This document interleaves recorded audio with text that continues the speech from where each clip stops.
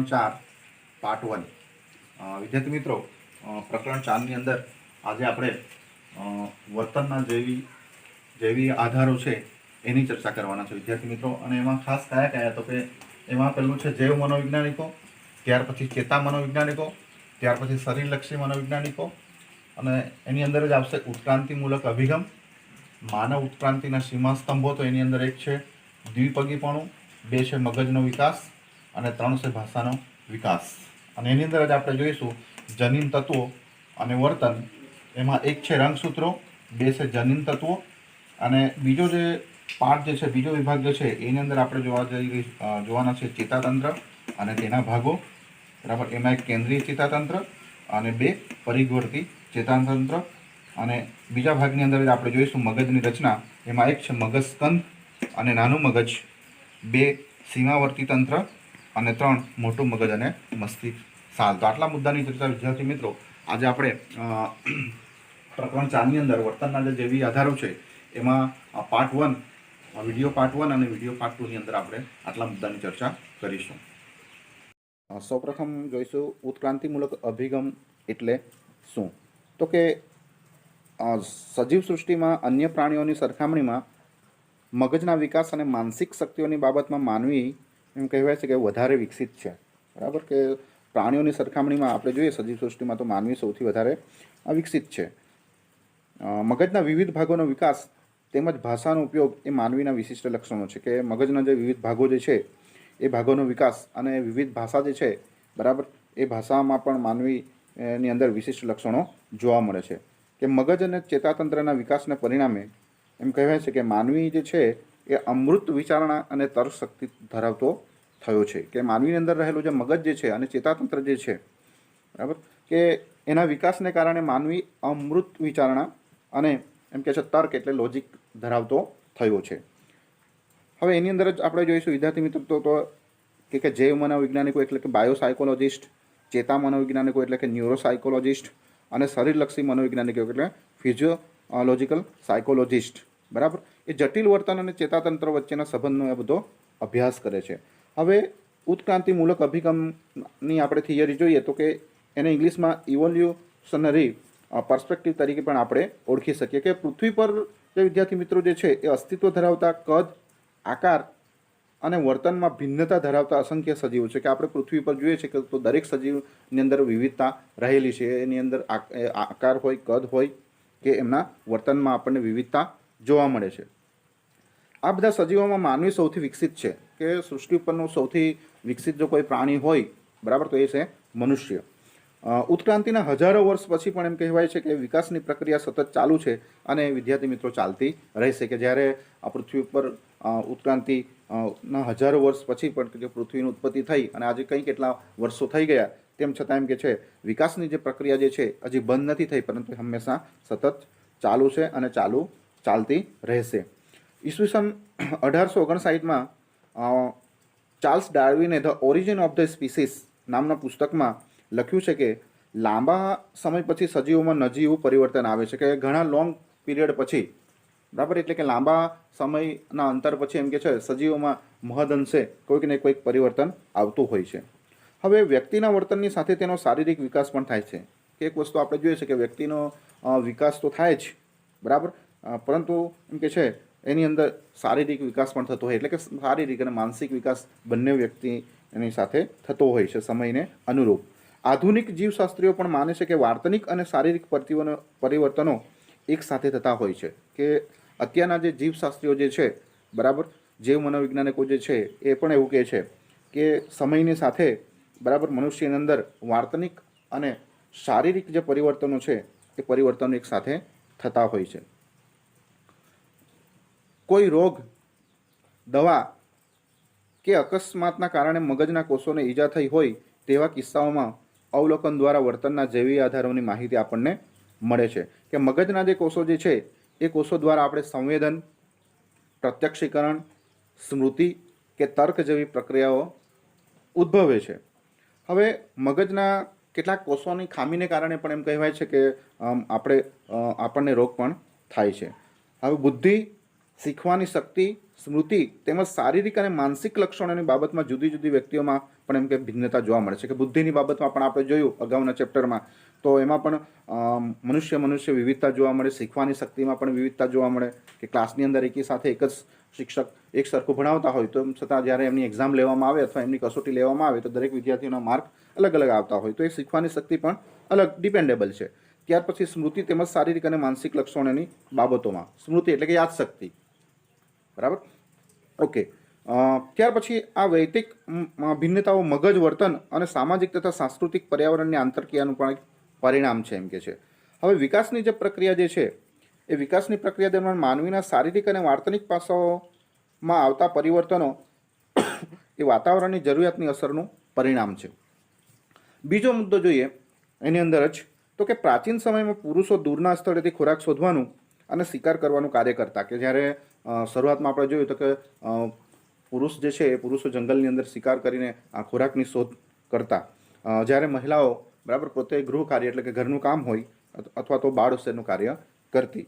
હવે માનવીની જરૂરિયાતના સંદર્ભમાં આપણે અલગ અલગ સંસ્કૃતિઓમાં પુરુષો અને મહિલાઓની ભૂમિકામાં તફાવત જોવા મળતો થાય છે. આપણે ઝીણવટભર્યા કાર્ય અને કૌશલ્યમાં પારંગત હતી, જ્યારે પુરુષોએ સતત અને સ્નાયુ પ્રધાનો કાર્ય કરવા પડતા. હવે એની અંદર જ વિદ્યાર્થી મિત્રો આપણે આગળ જોઈશું તો કે આધુનિક સમાજમાં દરેક વ્યક્તિ પાસે વિવિધ પ્રકારના કાર્ય અંગેના કૌશલ્યો હોવા જરૂરી છે. કે અત્યારની વર્તમાન પરિસ્થિતિ આપણે જોઈએ તો કે વ્યક્તિ પાસે અલગ અલગ પ્રકારના કૌશલ્ય હોવા જરૂરી છે.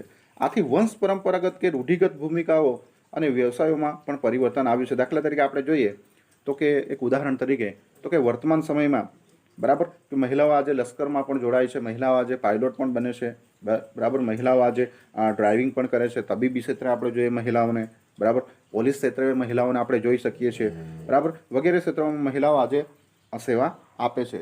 જ્યારે પુરુષો બરાબર એ હોટલોમાં બરાબર એક રસોઈયા તરીકે પણ કામ કરે છે, બરાબર, પ્રસંગોમાં લગ્ન પ્રસંગોમાં એક રસોઈયા તરીકે પણ પોતે સેવા બજાવે છે. પુરુષો અને મહિલાઓની વિશિષ્ટ અભિયોગ્યતાઓ વચ્ચેના તફાવતો ઝડપથી અદૃશ્ય થતા જાય છે, બરાબર. એટલે પુરુષો અને મહિલાઓ વચ્ચેનો જે તફાવત છે એ એકદમ ઝડપથી અદૃશ્ય થતા જાય છે એમ કે છે. જે માનવીમાં થતા જૈવીય અને વાર્તનિક પરિવર્તનોમાં વાતાવરણના મહત્વનો ઉલ્લેખ કરે છે. એની અંદર જ અંતિમ મુદ્દો છે વિદ્યાર્થી મિત્રો કે વાતાવરણજન્ય પરિવર્તનો સજીવોમાં સાધનો માટેની સ્પર્ધા સર્જે છે. જે સજીવો આવા વાતાવરણજન્ય પરિવર્તનો સામે ટકી શકે છે તેઓ જ પોતાનું અસ્તિત્વ ટકાવી શકે છે અને પ્રજોત્પત્તિ કરી શકે છે. તો વાતાવરણમાં આપણે જોઈએ તો કે પરિવર્તનો સજીવોમાં સાધનો માટેની સ્પર્ધા સર્જે છે. કે જે સજીવો આવા વાતાવરણજન્ય પરિવર્તનો સામે ટકી શકે તેઓ જ પોતાનું અસ્તિત્વ પણ ટકાવી શકતા હોય છે. ત્યાર પછી આપણે જોઈશું વિદ્યાર્થી મિત્રો કે નવો મુદ્દો છે પૂરક માહિતી. તો કેટલીક પૂરક માહિતી આપણી સામે ચિત્રની અંદર તમે ચિત્ર દ્વારા જોઈ શકો છો. તો એમાં છે માછલીનું મગજ, પછી જલ સ્થળચરનું મગજ, શરીર સૂપનું મગજ, પક્ષીનું મગજ, બરાબર, કૂતરાનું મગજ કેવું હોય છે, ઉચ્ચ કોટીના વાનરનું મગજ કેવું હોય છે અને માનવનું મગજ, બરાબર. અહીં લગભગ 7 જેટલા અલગ અલગ પ્રાણીઓના આપણે મગજનું ચિત્ર આકૃતિ દ્વારા આપણે સમજવાનો પ્રયત્ન કરીશું કે મગજની જે રચના જે છે એ દરેકના મગજની રચના અલગ અલગ છે, બરાબર. માછલીનું મગજ કંઈક અલગ પ્રકારનું દેખાય છે, જલ સ્થળનું મગજ કંઈક અલગ પ્રકારનું જોવા મળે છે, શરીર સૂપનું મગજ અલગ પ્રકારનું જોવા મળે, પક્ષીઓના મગજ અલગ પ્રકારના જોવા મળશે, કૂતરાનું મગજ પણ અલગ પ્રકારનું જોવા મળશે અને ઉચ્ચ કોટીના વાનરનું મગજ પણ અલગ પ્રકારનું, અને સાથે સાથે જ માનવીનું જે મગજ જે છે એ માનવીનું મગજ પણ અલગ પ્રકારે આપણે જોઈ શકીએ છીએ. હવે બીજી એક વાત કરીએ તો કે માનવ ઉત્ક્રાંતિના જે સીમા સ્તંભો જે છે એ માનવ ઉત્ક્રાંતિના સીમા સ્તંભોની આપણે વાત કરીએ તો એની અંદર 3 મહત્ત્વના વિકાસને પરિણામે માનવી અન્ય સજીવો કરતાં અલગ પડે છે, જેના 3 મુદ્દાઓ આપણે સમજીશું. તો એમાં એક છે દ્વિપગીપણું, બરાબર. કે દ્વિપગીપણું એટલે કે માનવીની ટટ્ટાર ચાલવાની શક્તિનો નિર્દેશ કરે છે. દ્વિપગીપણું એ માનવીની ટટ્ટાર ચાલવાની શક્તિનો નિર્દેશ કરે છે કે આપણે બંને પગે ચાલતા હોઈએ, બરાબર, તો સ્વાભાવિક છે કે આપણે ટટ્ટાર ચાલી શકીએ. જો એક પગે ચાલવા જઈએ તો આપણે બેલેન્સ ગુમાવી દઈએ છીએ. 2 પગે ચાલી શકવાને પરિણામે માનવી હાથથી જુદી જુદી વસ્તુઓ પકડી તેનો સારી રીતે ઉપયોગ કરી શકે છે. પરિણામે આજે માનવી નવા નવા સાહસો અને સંશોધનો કરવા સમર્થ બન્યો છે. બીજો છે મગજનો વિકાસ. તો કે મગજનો જે વિકાસ જે છે એ મગજના કદ અને મગજના વિશિષ્ટ સ્નાયુના સમપ્રમાણ વિકાસનો નિર્દેશ કરે છે. કે આજે આપણે જોયું કે શરીરના વજનના સંદર્ભમાં મગજના વજનની બાબતમાં મગજ ઉચ્ચ કોટીના વાનરના મગજ કરતાં 3 થી 4 ગણું વજન ધરાવે છે. કે પરિણામે જે જટિલ વિચારણા જે છે, કે જે તર્ક જે છે, કે સ્મૃતિ જે છે, કે જે સમસ્યા ઉકેલ જેવી જે શક્તિઓ છે એ માનવીમાં વધારે પ્રમાણમાં જોવા મળે છે. બરાબર, કે વાનર કરતાં મનુષ્યની અંદર વધારે પ્રમાણમાં જોવા મળે છે, જે ઉચ્ચ બોધાત્મક શક્તિઓ આપણને પૂરી પાડે છે. અને ત્રીજો જે પ્રકાર જે છે એ ભાષાનો વિકાસ એટલે કે લેંગ્વેજ ડેવલપમેન્ટ. કે માનવ વિકાસનું ત્રીજું અને મહત્ત્વનું જો કોઈ સીમાચિહ્ન ભાષાનો નો પ્રકાર હોય તો કે ભાષા માનવીની અન્ય માનવી સાથેની આંતરક્રિયાને અસરકારક બનાવે છે. કે માનવીને સમજવા માટે, બરાબર, અથવા તો ભાષા દ્વારા જ માનવી એમ કે છે એકબીજા માનવી સાથેની જે આંતરક્રિયા જે છે એ ભાષા દ્વારા જ એને અસરકારક બનાવવામાં આવે છે. ભાષા સાંસ્કૃતિક વિકાસનો આધાર સ્તંભ છે. કે આપણી સંસ્કૃતિનો વિકાસ અથવા તો સાંસ્કૃતિક વિકાસનો જો આધાર હોય તો એ ભાષા ઉપર છે. માટે જેમ કહેવાયું છે કે અસરકારક રીતે પ્રત્યાયન કરવું એ મહત્ત્વનું માધ્યમ જો છે એ તો મહત્ત્વનું માધ્યમ ભાષા છે. હવે જનીન તત્વોના અને વર્તનની વાત, નવો મુદ્દો છે જનીન તત્વો અને વર્તન એટલે કે જીન્સ અને બિહેવિયર. તો કે આપણે એની અંદર જોઈએ તો કે એની અંદર બે વસ્તુ છે, રંગસૂત્રો અને જનીન તત્વો. તો સામાન્ય રીતે દરેક માનવીમાં એમ કહેવાય છે કે વ્યક્તિગત ભિન્નતા એટલે કે તફાવતો જોવા મળે છે. વ્યક્તિએ તફાવત હોય જ છે. અનુવંશ એટલે કે વારસાની દ્રષ્ટિએ, વાતાવરણ એટલે કે ઉછેરની દ્રષ્ટિએ વ્યક્તિગત તફાવતો સર્જે છે. અનુવંશ એટલે વ્યક્તિને મળેલો જૈવીય વારસો. જૈવીય વારસો જનીન તત્વોનો બનેલો હોય છે અને તે વ્યક્તિને માતા પિતા પાસેથી મળે છે. તો એ કઈ રીતે મળે છે તો આપણે જોઈશું. સૌપ્રથમ જોઈશું રંગસૂત્રોની વાત કરીએ તો કે મહિલાના સ્ત્રી બીજ સાથે પુરુષના શુક્રાણુનું મિલન થાય ત્યારે ગર્ભાધાનની ક્રિયા થાય છે. પુરુષના પ્રત્યેક શુક્રાણુમાં 23 રંગસૂત્રો અને પ્રત્યેક મહિલા અંડ બીજમાં 23 રંગસૂત્રો હોય છે. એટલે વિદ્યાર્થી મિત્રો આપણે જોયું કે પુરુષ અને સ્ત્રીની અંદર જે રંગસૂત્રોની સંખ્યા જે છે એ 23 સરખી હોય છે. પુરુષ અને મહિલાના રંગસૂત્રોની 23 જોડીઓ બનેલી છે, એટલે કે કુલ 23 દુ 46. કુલ 46 રંગસૂત્રો ફલિત અંડમાં હોય છે. રંગસૂત્રોની જોડીઓનું માળખું બદલાઈ જાય તો વારસો બદલાઈ જાય છે. જો આ રંગસૂત્રોની જોડીનું માળખું બદલાઈ જાય તો સ્વાભાવિક છે કે વારસો પણ બદલાઈ જતો હોય છે. આથી એમ કહેવાય છે કે એક જ માતા પિતાના સંતાનોમાં પણ વારસો સમાન હોતો નથી. એટલે આપણે જોઈએ છે કે એક જ માતા પિતાના સંતાનો હોય એમાં પણ ઘણી વખત ઘણો બધો તફાવત આપણને જોવા મળે છે. હવે દરેક રંગસૂત્રમાં હજારોની સંખ્યામાં જનીન તત્વો રહેલા હોય છે. આ જનીન તત્વો બાળકોના શારીરિક અને માનસિક લક્ષણોના વારસાના વાહકો છે. એટલે કે વારસો એ નક્કી કરે છે. ટૂંકમાં એમ કહી શકાય કે જનીન તત્વો જે છે એ આંતરિક વાતાવરણમાં પણ અગત્યનો ભાગ ભજવે છે. કે વ્યક્તિની વૃદ્ધિ અને માનસિક વિકાસના જે બીજ છે એ જનીન તત્વોમાં રહેલા છે. આ બીજ સુવિકસિત હોય તો પોષણ મળે અને વૃદ્ધિ તથા વિકાસ થઈ શકે છે. અને ચયાપચયની જે ક્રિયા જે છે અથવા તો ઉત્સેચક જેને કહેવાય અથવા તો રસસ્ત્રાવ તથા આપણે પ્રજીવોની રાસાયણિક પ્રક્રિયાનો પણ આધાર જનીન તત્વો પર રહેલો છે. જનીન તત્વોની વાત કરીએ તો કે જનીન તત્વો વારસાના નિર્ણાયકો છે.